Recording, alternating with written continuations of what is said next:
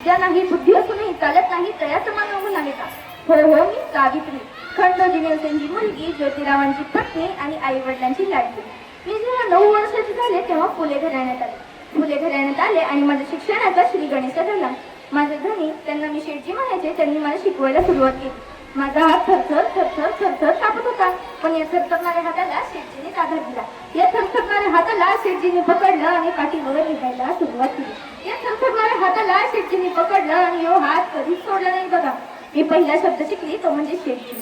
शेठजींनी मला शिकवलं, लिहायला शिकवलं, वाचायला शिकवलं. शेठजींनी मला शाळेत तर कधीच झाडाखाली नेऊन शिकवले. एकदाची शेठजींची साऊ शिकली, लिहायला शिकली, वाचायला शिकली. शेठजींसारखीच बुकं वाचायला शिकली, शेठजींसारखाच मोठा विचार करायला शिकली. तिथं बाई शिकली म्हणून लोक कपाळात आठा पडत होती, नाव मोठे ठेवत होती, अनाथ झाला अशी आरडाओरड करायला लागली. पण शेठजी घरोघरी जाऊन पोरांना गोळ्या करत होती, त्यांच्या मायबापांना समजावत होती. पण अक्षरांच्या आया होऊन ते नवऱ्याच्या जेवणात पडतात असा विचार करणाऱ्या तत्वनातनी लोकांना हे पटणाऱ्यातलं नव्हतं. ते शिक्षकांना वाईट धमकी दिली जात होती. आमच्या विरोधात वेगवेगळे डाव रचत होते. आता शाळेत शिक्षकच नसतील तर शाळा चालायच्या कशा? शेठजी विचारत पडले. मी शेठजींना म्हणाले, अहो शेठजी, कसला विचार करता एवढा? मी आहे ना, मी शिकवेन पोरांना शाळेत. मग मी मन घट्ट केलं, टाकलं पहिलं पाऊल. रस्त्यानं जाताना लोक टकामका बघत होती.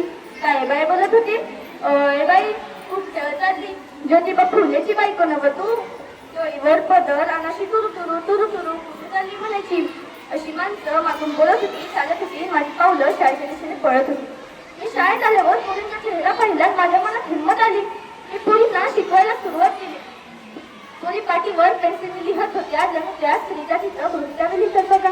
मी मनातल्या मनात म्हटलं, आज या पोरी शिकतील, उद्या एवढं मोठं काम करतील की समाजात स्त्रियांचा दर्जा वाढवतील बघा. तुम्हाला सांगते, मी शाळेत जाताना कोणी माझ्या अंगावर दगड फेकायचं, कोणी चिखल फेकायचं, कोणी कोणी मारायचं, तर कोणी किती दिसायचं. तेव्हा खरंच माझा हात माझ्या कपाळाला लागला. मी म्हटलं, बाई जर पुढे जात असेल तर माणसं तिला अशी मागणी करतात. एक दिवस तर एक माणूस माझ्या पुढे उभा राहिले. मला म्हणतोय कसा? मागं फिरायचं.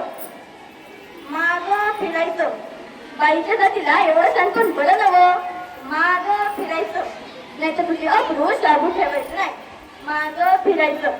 मला म्हटलं, काय रे भावांनो, तुमचं सगळं आयुष्य या बाईच्या अब्रू मागे जाऊन थांबतं का रे?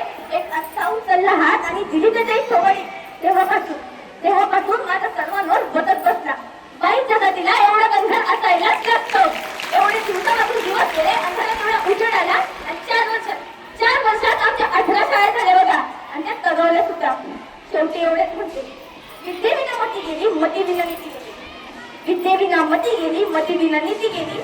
नीतीविना गती गेली, गतीविना युक्त गेले, युक्तीविना शुद्ध गेली. एवढे सगळे अनाथ एकच अविद्येने गेले. म्हणून म्हणते, मुलीला शिकवा, तिला शाळेत पाठवा. बरं येते हा, लक्षात असू द्या. धन्यवाद.